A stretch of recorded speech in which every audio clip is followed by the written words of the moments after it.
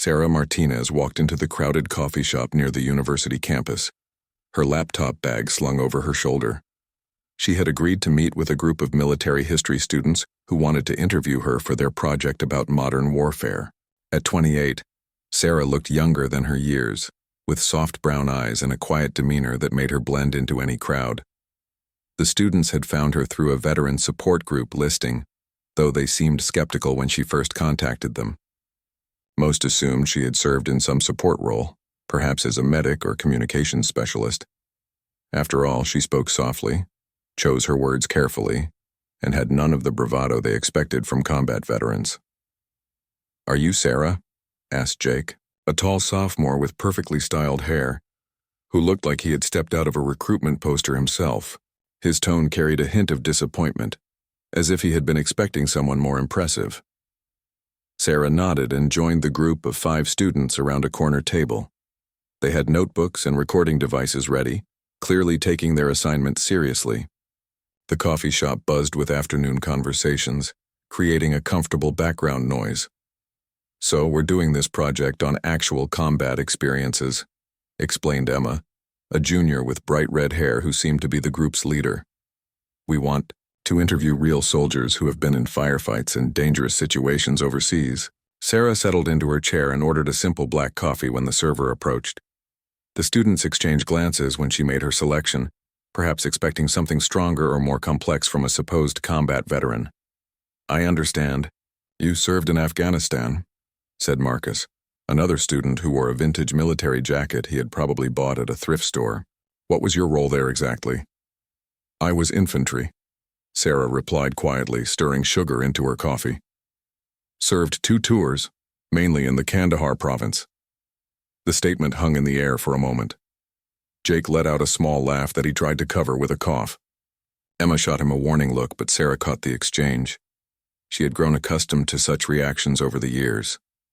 "Infantry," repeated Jessica, a student who had been silent until now. "Like actual frontline combat infantry?"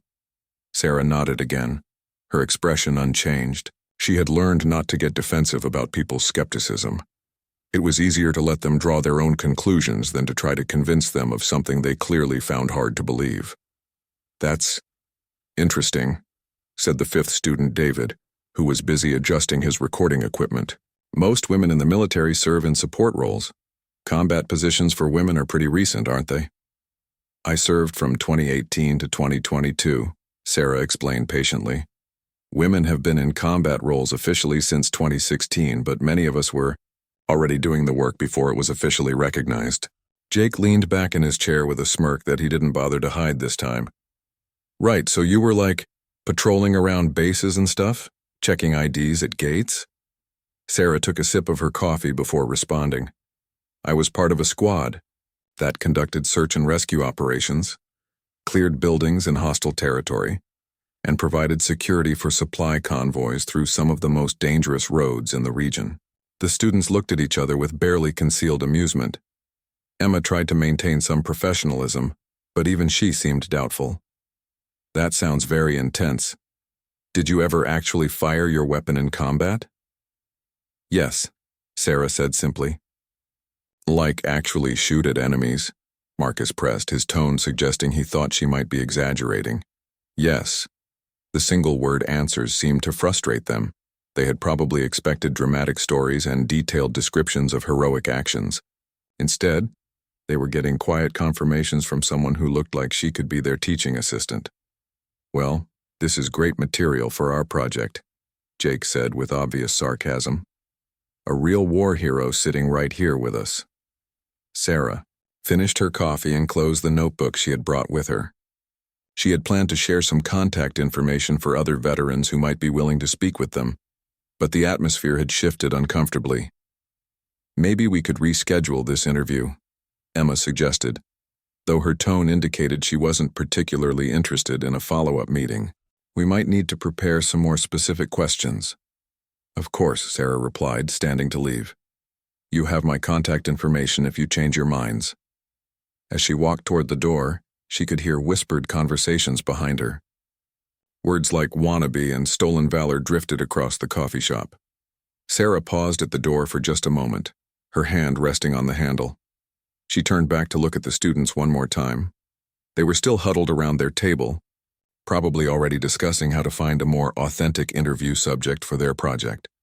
Sarah understood their skepticism, even if it stung a little each time she encountered it. The afternoon sun felt warm on her face as she stepped outside. Tomorrow, she had a therapy appointment, and next week, she would start her new job at the Veteran Services Office on campus. Life was moving forward slowly but steadily, and she had learned that proving herself to skeptics was not worth the emotional energy it required. But sometimes, just sometimes, she wondered what it would take for people to see past their assumptions and recognize the truth that lived in the quiet spaces between words. 2 weeks passed before Sarah encountered the students again, this time in an unexpected setting. She was volunteering at the campus Veteran Resource Center, helping organize a support group meeting when Emma appeared in the doorway looking embarrassed and uncertain. "Sarah?" Emma called softly, stepping into the small conference room where Sarah was arranging chairs in a circle. "I was hoping I might find you here." Sarah looked up from her work, surprised to see the red-haired student again. Emma seemed different now, less confident than she had been in the coffee shop. Her usual assertive demeanor had been replaced by something that looked like genuine curiosity, mixed with regret. "Hello, Emma," Sarah replied neutrally, continuing to set up the room. "Are you here for the support group meeting?" "Actually, I wanted to apologize," Emma said, stepping further into the room. "My group and we were pretty disrespectful the other day. That wasn't fair to you." Sarah paused in her chair arrangement and studied Emma's face. The apology seemed sincere, though she wondered what had prompted this change of heart. "What made you decide to come find me?" Emma shifted her weight nervously and pulled out her phone. "I started doing some research after our meeting. Real research, not just assumptions. I found some articles about women in combat roles that I probably should have read before we interviewed you." She scrolled through her phone and showed Sarah a news article about female soldiers in Afghanistan. The headline read about decorated female veterans whose service had been overlooked or minimized by the public, and even by other military personnel. "I also talked to my cousin," Emma continued. "He served 3 tours in Iraq, and when I told him about meeting you, he got really angry with me. He said I was acting like every ignorant civilian he's ever met." Sarah finished arranging the last chair and sat down, gesturing for Emma to join her. The afternoon light streaming through the windows created a peaceful atmosphere that seemed to encourage honest conversation. "Your cousin was probably being protective," Sarah said gently. "Veterans look out for each other regardless of gender or branch of service." Emma sat down across from Sarah and folded her hands in her lap. "He told me that some of the toughest soldiers he knew were women, and that they often had to work twice as hard to get half the recognition. He said they proved themselves over and over again, only to have people back home question their service." "He's not wrong," Sarah acknowledged, "but I understand why people are skeptical. Most civilians don't really know what modern military service looks like, especially for women." "That's just it, though," Emma said, leaning forward earnestly. "We're supposed to be learning about military history and modern warfare, but we came into that interview with preconceived ideas instead of open minds." Sarah could see that Emma was genuinely troubled by her group's behavior. It took courage to seek someone out and admit wrongdoing, especially when that person was essentially a stranger. "Would you be willing to give us another chance?" Emma asked. "I talked to the others, and we all agree that we handled things poorly. We'd like to do a proper interview if you're still interested." Before Sarah could respond, the door opened and several other veterans began arriving for the support group meeting. Tom, a Vietnam veteran who had been coming to these meetings for years, nodded at Sarah and took his usual seat. Behind him came Maria, a Navy veteran who had served in the Gulf War, and Chris, a young man who had recently returned from Syria. "Actually," Sarah said, an idea forming in her mind, "why don't you stay for this meeting? It's a support group for veterans from different conflicts and eras. You might learn more in an hour here than you would in a formal interview." Emma looked uncertain. "Would that be appropriate? I don't want to intrude on something private." "It's not a therapy session," Sarah explained. "We mostly share stories and experiences. Sometimes we have visitors, family members, or students who want to understand military service better. Tom actually suggested we should do more education outreach." Tom overheard his name and looked over with interest. Are we talking about bringing in more civilians to these meetings? This is Emma, Sarah introduced her. She's working on a project about combat experiences and wanted to learn more about military service. Well then, you came to the right place, Tom said with a welcoming smile. We've got stories from Vietnam to Syria represented in this room. As more veterans arrived and the meeting officially began, Emma found herself listening to conversations that challenged everything she thought she knew about military service. The veterans talked about their experiences with a matter-of-fact honesty that was both enlightening and humbling. Maria shared a story about facing discrimination as a woman in the Navy during the 1990s. Chris talked about the difficulty of readjusting to civilian life after multiple deployments. Tom spoke about the long journey toward healing after decades of carrying trauma from his service in Vietnam. Throughout the meeting, Sarah participated naturally in the discussions, offering support to others and occasionally sharing brief insights from her own experiences. Emma began to see her in a completely different light, not as someone making questionable claims about her service, but as an integral part of a community of people who had served their country in various ways. When the meeting ended, Emma helped Sarah stack the chairs and clean up the room. "Thank you for letting me stay," she said quietly. "I learned more today than in all my military history classes combined." "These meetings happen every week," Sarah offered. "You're welcome to come back anytime." Emma nodded thoughtfully as they finished putting the room back in order. She was beginning to understand that her group's approach to their project had been fundamentally flawed from the start. Real understanding would require more than a single interview. It would require listening with respect and approaching veteran stories with the gravity they deserved. The following week, Emma returned to the veteran support group meeting, this time bringing Marcus with her. Jake had declined to come, claiming he was too busy with other assignments. But the remaining group members were genuinely interested in learning more after Emma shared what she had experienced. Sarah noticed their arrival as she was setting up the coffee station in the corner of the room. She had mixed feelings about their presence but decided to give them the benefit of the doubt. Everyone deserved a chance to grow and learn from their mistakes. "Sarah," Marcus approached her hesitantly. "Emma told us about last week's meeting. I wanted to apologize for how we acted during our interview. That wasn't professional or respectful." "I appreciate that," Sarah replied, arranging disposable cups next to the coffee pot. "I hope you find tonight's discussion helpful for your project." As the meeting began, Dr. Patricia Reynolds, the psychologist who facilitated these sessions, introduced the evening's theme. "Invisible wounds and visible strength," she explained that they would be discussing how trauma manifests differently in different people and how healing looks different for everyone. "Some wounds are obvious," Dr. Reynolds began. "Others are hidden beneath the surface. Both are real, both are valid, and both deserve acknowledgement and care." Tom was the first to speak, sharing how his Vietnam experience had affected him in ways that weren't immediately visible to others. "For years, people couldn't understand why I was struggling," he said. "I looked fine on the outside, so they assumed I was fine on the inside, too." Maria nodded in understanding. "I think women veterans face a double challenge with that," she added. "Not only are our internal struggles invisible, but people often don't even recognize that we were in positions where we could be traumatized." Chris, the youngest member of the group, shifted uncomfortably in his seat. "I used to think that having visible injuries somehow made your service more legitimate," he admitted. "Like if you couldn't show a scar or a missing limb, maybe your problems weren't real."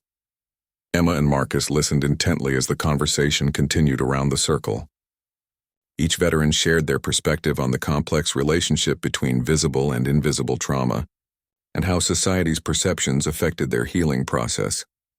When it came to Sarah's turn to speak, she was quiet for a long moment before beginning. "I think one of the hardest parts of coming home was feeling like I had to constantly prove that my service mattered," she said. "People would look at me and make assumptions about what I did or didn't experience overseas." She glanced briefly at Emma and Marcus before continuing. "I learned that carrying the burden of other people's skepticism was almost as exhausting as carrying the actual memories." After the formal meeting ended, several veterans stayed to chat informally. Emma noticed that Sarah was helping Chris with some paperwork related to his disability benefits, patiently explaining the process and offering to connect him with additional resources. She does this every week, observed Tom, following Emma's gaze. Sarah knows the system inside and out, and she's always helping other vets navigate it. How long has she been coming to these meetings? Emma asked. About 6 months now, Tom replied. Started coming right after she moved here for graduate school. She's been a real asset to this group, especially for the younger veterans who are just starting their transition to civilian life. Maria joined their conversation, overhearing the discussion about Sarah. She's studying social work, focusing on veteran services, Maria explained. Plans to open her own practice someday, specializing in trauma counseling for military personnel. Emma watched as Sarah continued working with Chris, her patience and expertise evident in how she approached his questions. This was clearly someone who understood the veteran experience from the inside and was dedicated to helping others navigate similar challenges. Can I ask you something? Emma said to Tom and Maria. When Sarah talks about her combat experience, do you believe her? Tom and Maria exchanged a look before Tom responded. Emma, when you've been around veterans as long as I have, you learn to recognize authenticity. Sarah doesn't need to prove anything to us. The way she understands the struggles, the way she connects with others who've been through trauma, the knowledge she has about military systems and culture, that all speaks for itself. Maria nodded in agreement. Plus, she's never tried to embellish or dramatize her experiences. She talks about her service the way most real veterans do, matter-of-factly, without making it sound like a movie. But she seems so... Emma searched for the right word. Normal? Tom suggested with a slight smile. That's what throws people off. They expect veterans to look or act a certain way, especially combat veterans. But trauma doesn't have a uniform, Emma. Strength doesn't always look like what you see in movies. As the evening wound down and people began to leave, Marcus approached Sarah while she was putting away the leftover coffee supplies. Sarah, I was wondering if you'd still be willing to do that interview with our group, he said. But this time we'd like to approach it differently. We want to focus on the broader experience of military service and the transition to civilian life, not just combat stories. Sarah considered his request carefully. What changed your mind about the project? Honestly, everything we've learned over the past 2 weeks, Marcus replied. We realized we were looking for the wrong things and asking the wrong questions. We want to do better. Sarah finished packing up the coffee supplies and shouldered her bag. Let me think about it, she said finally. I'll let you know by the end of the week. As Sarah walked to her car in the campus parking lot, she reflected on how much had changed since that first awkward coffee shop meeting. Sometimes people were capable of growth and genuine learning, even when their initial reactions were disappointing. The question was whether she was ready to trust this particular group with her story, knowing that her experiences would become part of their academic project and potentially be shared with others. The decision would require her to weigh the potential benefits of education and awareness against the personal cost of reliving and sharing painful memories with people who were still essentially strangers, regardless of their improved attitudes. Sarah decided to meet with the students one more time, but this meeting would be different. She chose the Veteran Resource Center as the location, wanting to conduct the interview in a space where she felt comfortable and supported. Emma, Marcus, Jessica, and David arrived promptly, their demeanor noticeably more respectful and professional than before. Thank you for giving us another chance, Emma said, as they settled into the comfortable chairs in the center's main room. We've been preparing for this differently. Sarah nodded and noticed that their questions were written on note cards now, carefully thought out rather than improvised. Before we start, I want you to understand something, she said. I'm not sharing my story to prove anything to you or anyone else. I'm doing this because education matters, and maybe what I have to say will help you understand military service better. We understand, Marcus replied, and we want you to know that anything you're not comfortable discussing, we won't push. The interview began with broader questions about Sarah's decision to join the military and her training experience. She talked about growing up in a military family, her father having served in the First Gulf War, and how that influenced her decision to enlist after college. A lot of people assume women join the military for college money, or because they don't have other options, Sarah explained. For me, it was about service and following a family tradition. My dad never pushed me toward it, but he always talked about the honor of serving something bigger than yourself. Jessica asked about the transition from civilian to military life and how Sarah's experience might have differed from her male counterparts. Sarah spoke thoughtfully about the challenges and advantages of being a woman in a predominantly male environment. "You learn to be strong in different ways," she said.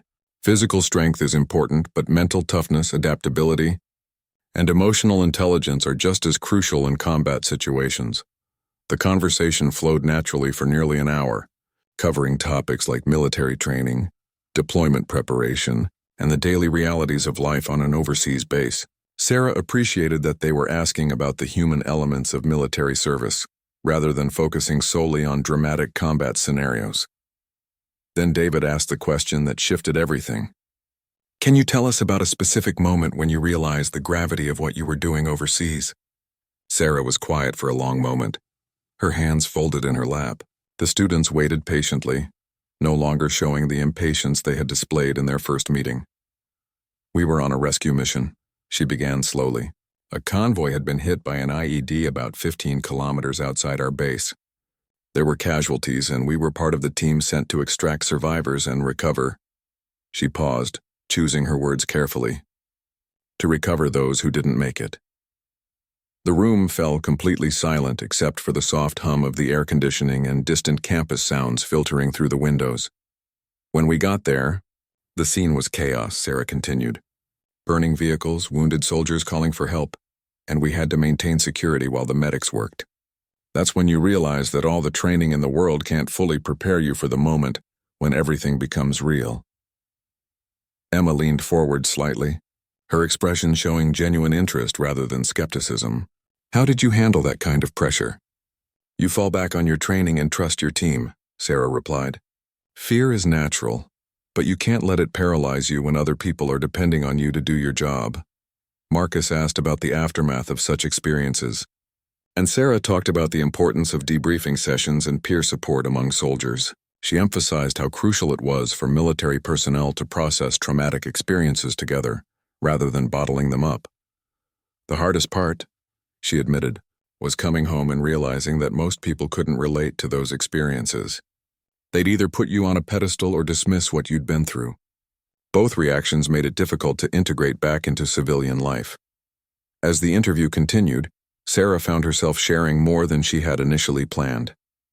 The students' respectful attention and thoughtful questions created an environment where her experiences felt valued rather than questioned. "One thing I want you to understand," Sarah said as they neared the end of their scheduled time, "is that military service changes you in ways that aren't always visible. The person who comes home isn't the same person who deployed, and that's not necessarily a bad thing. But it means we see the world differently than people who haven't had those experiences." David, who had been taking detailed notes throughout the interview, looked up and asked, "What's the biggest misconception civilians have about military service?" Sarah thought carefully before answering. "That it's either all heroic glory or complete victimization. The reality is much more complex. Most of military service is routine work, building relationships with your team and doing a job that happens to take place in dangerous circumstances. The heroism, when it happens, usually feels more like doing what needs to be done rather than anything dramatic." Jessica asked one final question. "What would you want people to know about women in combat roles specifically?" "That we're there because we're qualified and capable," Sarah replied without hesitation. "We go through the same training, meet the same standards, and face the same risks as our male counterparts. We don't want special treatment. We just want our service to be recognized for what it is." As the interview concluded, the students thanked Sarah genuinely for her time and candor.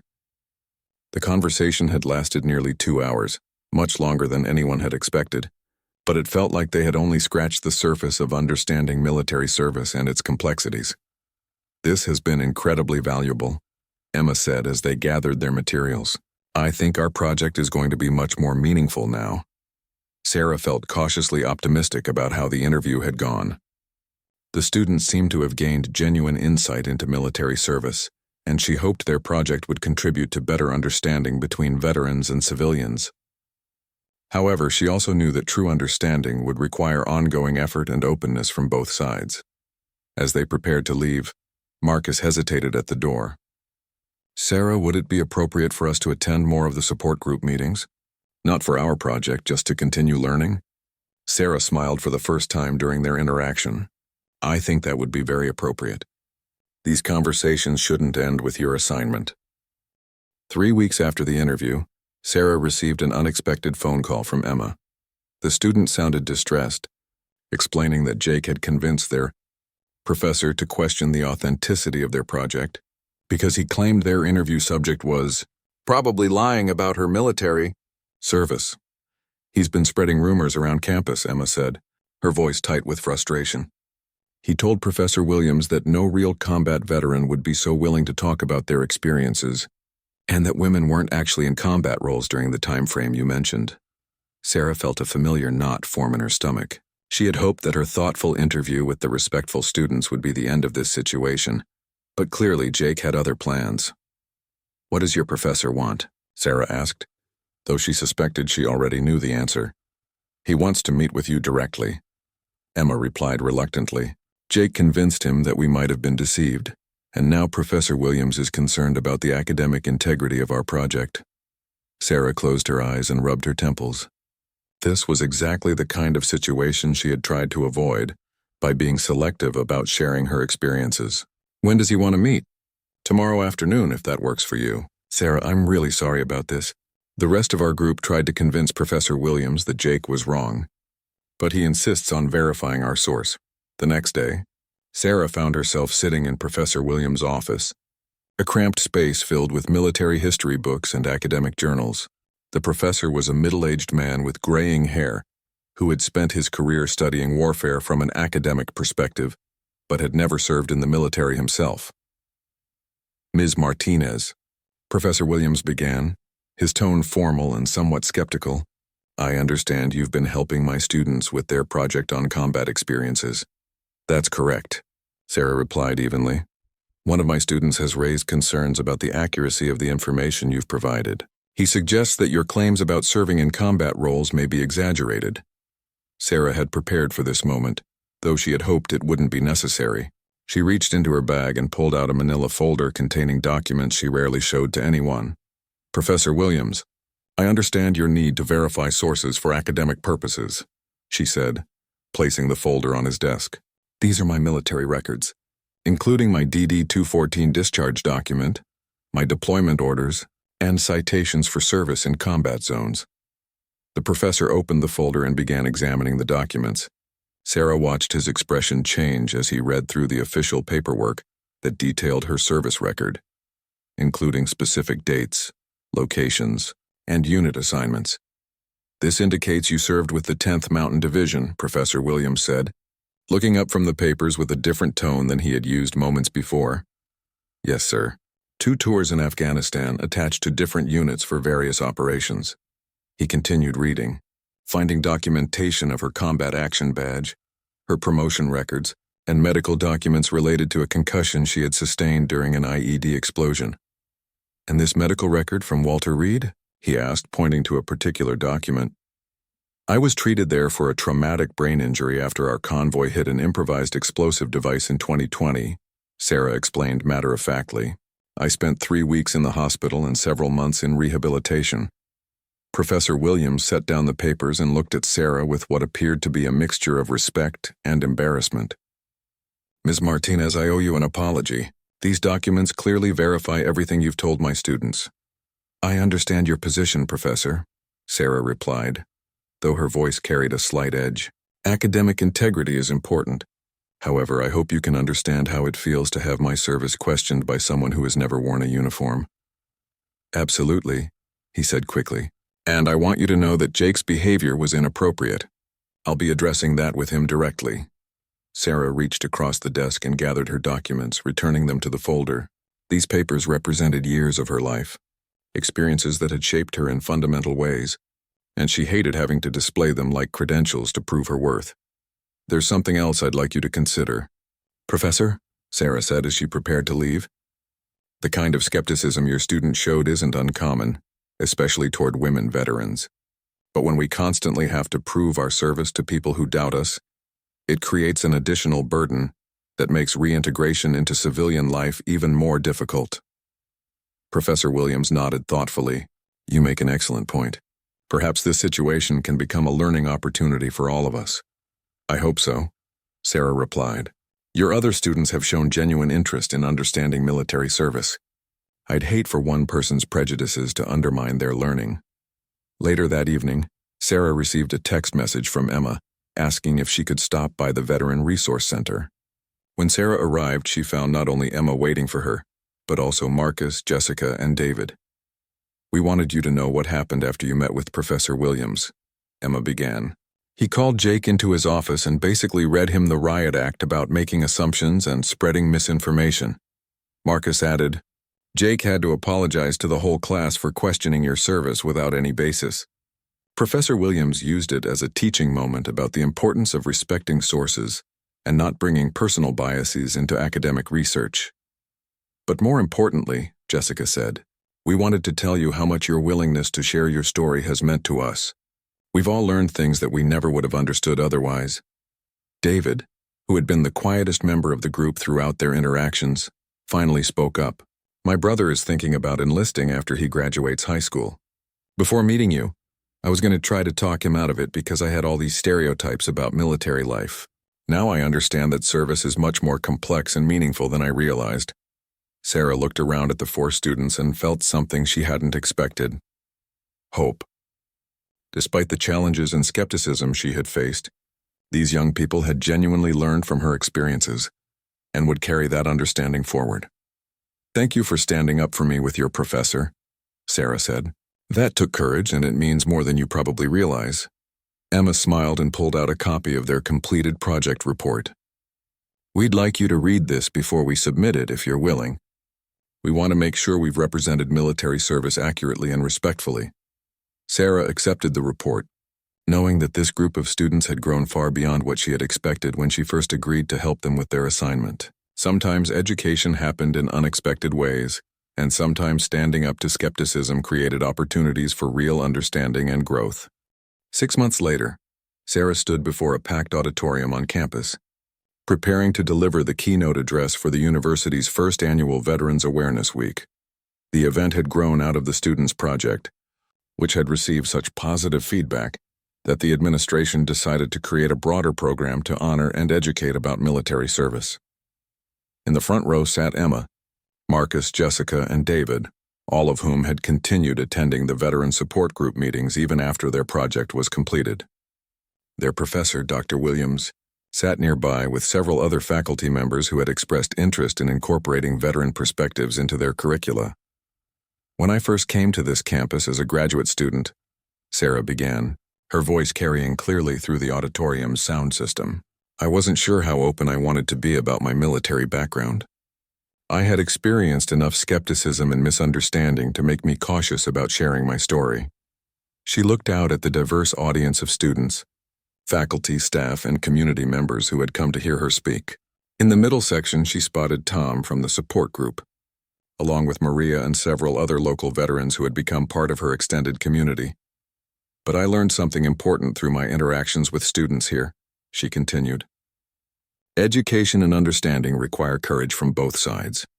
Veterans need to be willing to share their experiences even when it's difficult, and civilians need to be willing to listen with open minds and hearts.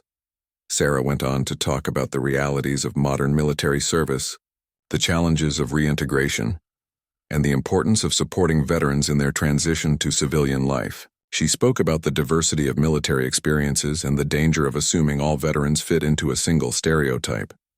Military service changes you, she said, echoing words she had spoken months earlier in that first difficult interview. It teaches you about sacrifice, teamwork, and serving something greater than yourself. But it also exposes you to experiences that can be difficult to process and integrate. She paused and looked directly at the students in the front row. When I met with some students earlier this year for their class project, I encountered both skepticism and genuine curiosity. The skepticism was painful, but it led to conversations that changed all of us. In the audience, Jake shifted uncomfortably in his seat near the back of the auditorium. He had attended reluctantly, still embarrassed by his behavior months earlier. Professor Williams had made attending veteran awareness events a requirement for his military history class, but Jake found himself genuinely listening rather than just fulfilling an obligation. The question isn't whether someone looks like what you think a veteran should look like, Sarah continued. The question is whether we can create communities where everyone's service is valued and everyone's struggles are met with compassion rather than judgment. She shared statistics about veteran unemployment, homelessness, and suicide rates, putting faces and stories to numbers that often seemed abstract to civilian audiences. She talked about the Veteran Resource Center on campus and the support group that had become such an important part of her own healing journey. One of the most powerful things about sharing our stories, Sarah said, is that it helps other veterans realize they're not alone. When we hide our experiences out of fear or shame, we deprive our fellow veterans of the connection and understanding they need. As her speech neared its conclusion, Sarah reached into her jacket pocket and pulled out a small object that most of the audience couldn't see clearly from their seats. I want to show you something, she said, holding up what appeared to be a piece of metal. This is shrapnel that was removed from my shoulder after that IED explosion I mentioned. For a long time I kept it hidden away because I was afraid people would think I was showing off or seeking sympathy. The auditorium fell completely silent as Sarah continued, but this piece of metal isn't a trophy or a plea for pity. It's a reminder of a day when my training, my team, and my commitment to the mission helped save lives. It's proof that service sometimes leaves marks on us that aren't always visible from the outside. She carefully returned the shrapnel to her pocket. We all carry pieces of our experiences with us, whether they're physical scars or emotional ones. The goal isn't to hide them or be ashamed of them, but to integrate them into who we're becoming. The applause that followed was sustained and heartfelt. As Sarah concluded her remarks and opened the floor for questions, she felt a sense of accomplishment that went far beyond the successful completion of a speaking engagement. The first question came from a young woman in the middle of the audience. What advice would you give to family members who want to support a veteran but don't know how? Sarah smiled, recognizing the type of question that indicated genuine desire to understand rather than mere curiosity. Listen more than you talk, she replied. Don't try to fix everything, but don't ignore signs that someone is struggling either. And remember that supporting a veteran often means supporting their entire family, because military service affects everyone who loves that person. More questions followed, ranging from practical inquiries about veteran services to deeper discussions about the nature of military service and civilian-military relations. The conversation continued for nearly an hour, with audience members sharing their own connections to military service and expressing gratitude for Sarah's openness. After the formal event ended, Sarah found herself surrounded by people wanting to continue the conversation. Emma approached with a young man Sarah didn't recognize. Sarah, this is my brother Tim, Emma said. He's a freshman here, and after hearing you speak tonight, he wanted to ask you about joining the military after college. Sarah spent several minutes talking with Tim, answering his questions honestly about both the benefits and challenges of military service. She was careful not to recruit or discourage, but simply to provide the kind of realistic perspective she wished someone had shared with her before she enlisted. As the crowd finally began to disperse, Tom approached Sarah with a smile. You did good tonight, he said simply. This is exactly the kind of conversation we need to be having. Sarah looked around the auditorium at the small groups of people still engaged in discussion, veterans connecting with civilians, students asking thoughtful questions of older community members. The evening had exceeded her hopes for what education and understanding could accomplish. Walking to her car under the campus streetlights, Sarah reflected on how much had changed since that first awkward coffee shop meeting. She still carried the physical and emotional scars of her service, but she no longer carried them alone. By sharing her story even when it was difficult, she had helped create a community of understanding that extended far beyond her own experience. The skepticism she had faced had ultimately led to something more valuable than simple belief in her story. It had led to genuine learning, meaningful connections, and a commitment to supporting veterans that would outlast any single conversation or event. Sometimes the hardest truths were worth defending, not because they needed defending, but because the process of defending them could open doors to understanding that might otherwise remain closed.